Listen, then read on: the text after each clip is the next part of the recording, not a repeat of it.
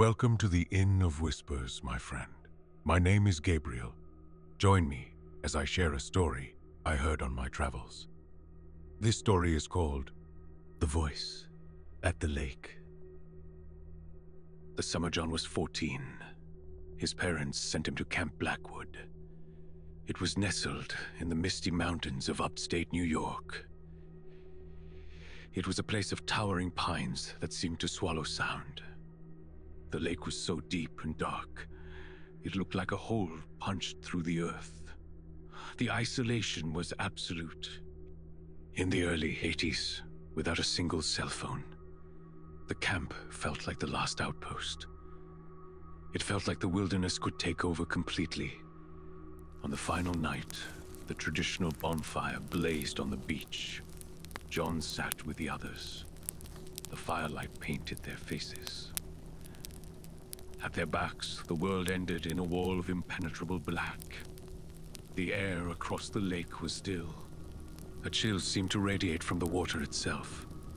John was trying to listen to a boombox. The silence from the opposite shore felt heavier than the music. He rubbed his arms. The fine hairs were standing up. And then, it happened. It was 9:07 p.m., a scream. It was a woman. His voice, shredded by a terror, so pure it was contagious. Help!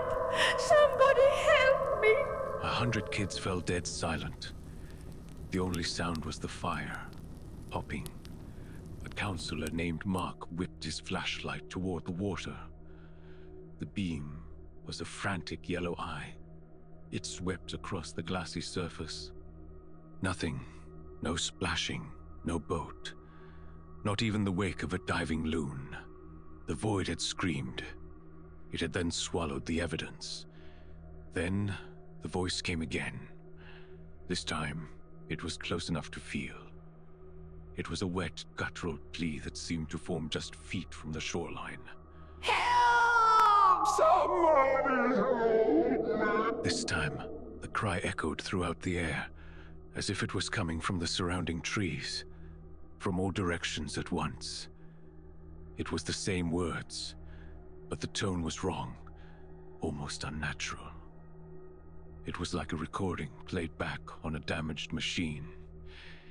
It was mimicking anguish, but missing the soul.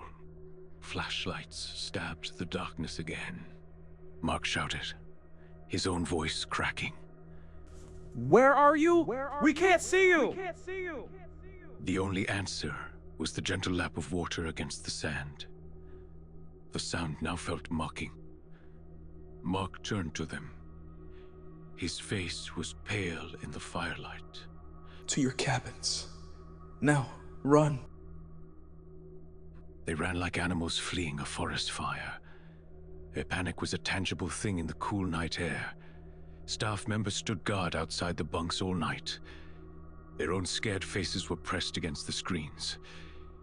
They were staring out into the nothing. The next morning, the wake. A bell was a jarring return to normality. They were supposed to break down the camp.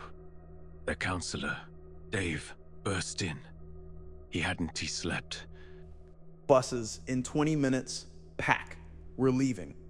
What about closing camp? John asked. His voice was small.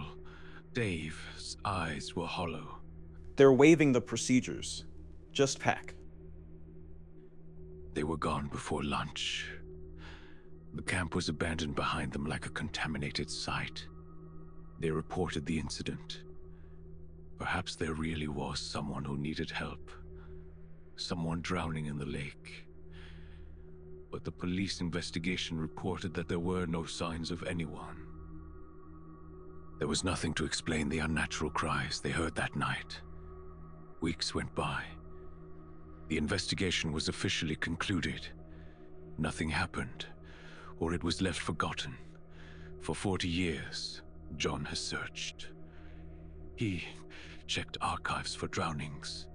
He's looked for missing persons reports from that summer. He has found nothing. The camp is still open.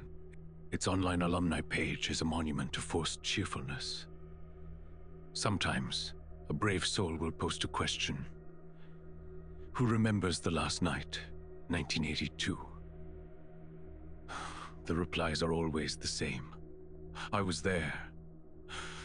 We remember. The conversation dies there.